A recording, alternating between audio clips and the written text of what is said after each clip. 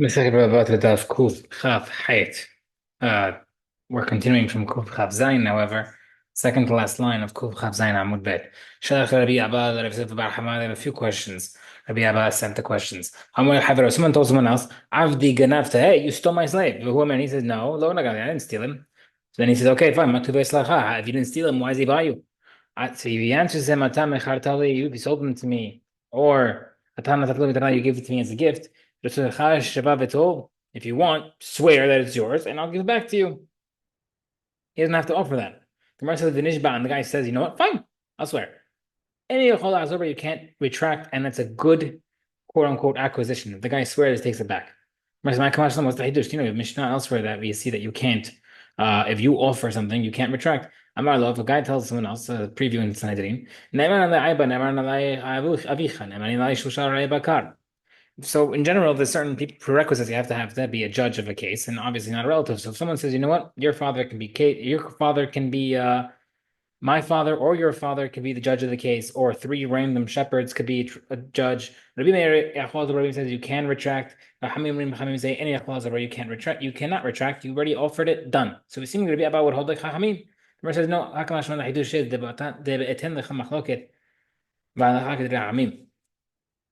The machloket over here would even apply where the guy's offering payment.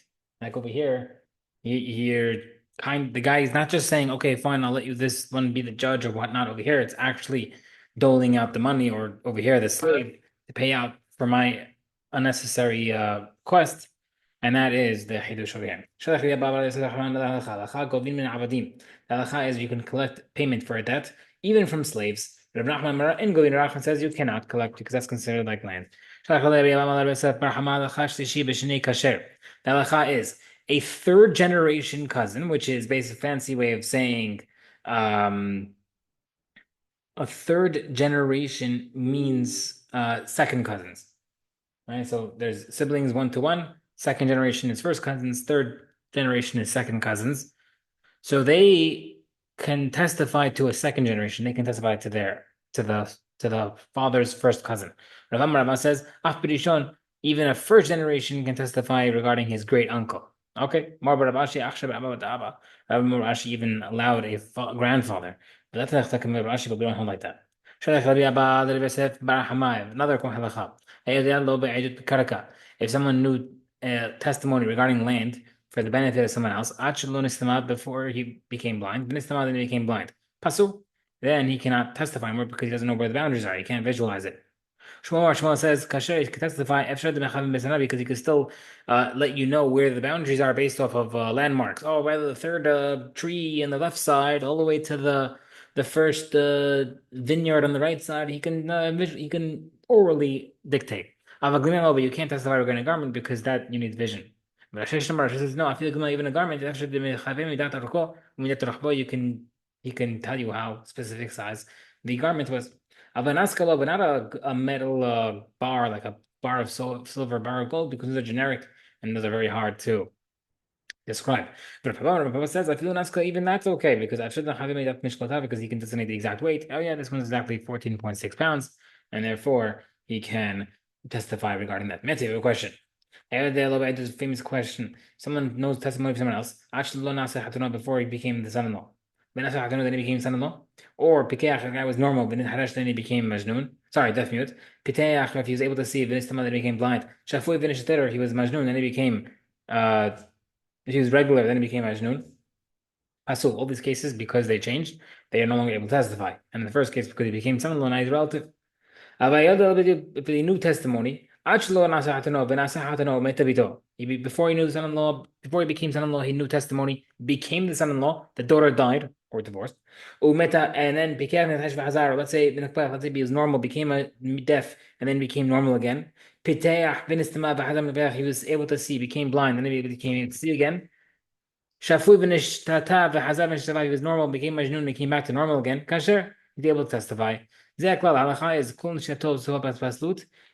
he's starting or ending while in disqualification at any point, if he's starting and ending with issue, if he started off as relative or Majnun, etc., then always be pasul. However, he had a stage in the beginning of good, and then at the end he's good, whether he got healed or whatever it is, that is kasher. However, Tifta de Kulu, this is a question against everybody because everybody says that while the guy is blind, he might be able to testify. Gemara says Tifta, it's a good question. Next, Shalach Rabbi Abba, Rabbi said, the question now, someone makes testimony. A child amongst his sons is believed. Rabbi Chamar is not believed. My Kamar. What's he saying? I have no idea either. Amar Rabbi says, Hachi Kamar. Someone says as follows: Ha'omer al tinok ben abanim yirash kol nechasai. Someone says, okay, this child among all my sons, he should inherit everything. Man, is believed it works. Like Rabbi Yochanan says that you're able to give away whatever you want as you want. Rabbi Yochanan says, no, it doesn't work. But you can't do that. Question. The phrasing doesn't make sense. What do you mean you're believed and not believed? The Yeresh velo Yeresh mibarle. That should be more about does it work as that they can inherit him or not? Believe is the wrong terminology. Right, a different explanation. Hachi Kamar Abbas meant as follows: He says, this child is my firstborn. He's believed like Rabbi Yehuda, and Rabbi Yochanan says he's not believed because they could heal like Chachamim. Another question: how if someone says he told Ishti my wife shall take an inheritance like one of my kids, and so there's he becomes if I have 3 kids, it's considered I have 4 kids. No, tell it works. That only works with current properties at the time, not anything that happens afterwards. And also that also calculates sons that come later on. So right now there's 4 kids, but sons, but then there's gonna be 6 kids. She'll be counted as the 7th, not as only 5. Someone lends, brings a loan document, you owe me money. Interesting case. Lender says, I wasn't paid anything. And borrower says, I paid half. So general, makes sense someone who admits he paid half. He has to swear that he paid half and he patur in the second half. Um, um, so that case is that general case because we assume that maybe the guy really owes the whole thing, etc. But over here, this is an interesting case. The ID made in kulo. Witnesses come and say, no, you didn't pay half, you paid everything. The guy has to swear that he paid half. The lender takes the rest of the money from unliened properties because the guy did say he paid half. But he can't take from liened properties because it's not fair to the people who may have purchased things from him without knowledge. Interesting. Now, I mean, like we say, we rely on the witnesses who said the witnesses are paid, that the loan was paid in full. We didn't know, and therefore it's not fair to take away the lien properties.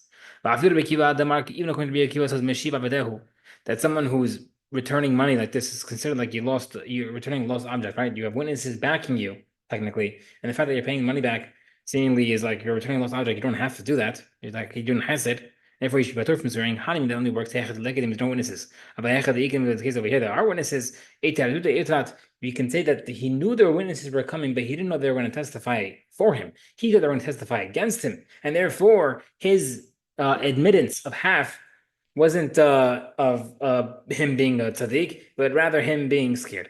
It was like this famous video of a guy bringing witnesses to the court, and the guy thinks the witnesses are going to testify against him. No, they didn't. They happen to not know anything. But that's what happened over here. And no, the opposite. Over here, they'd be considered he admits the part half, and therefore he should swear. He should only swear. There's no witnesses supporting him. Over here, he has witnesses supporting him.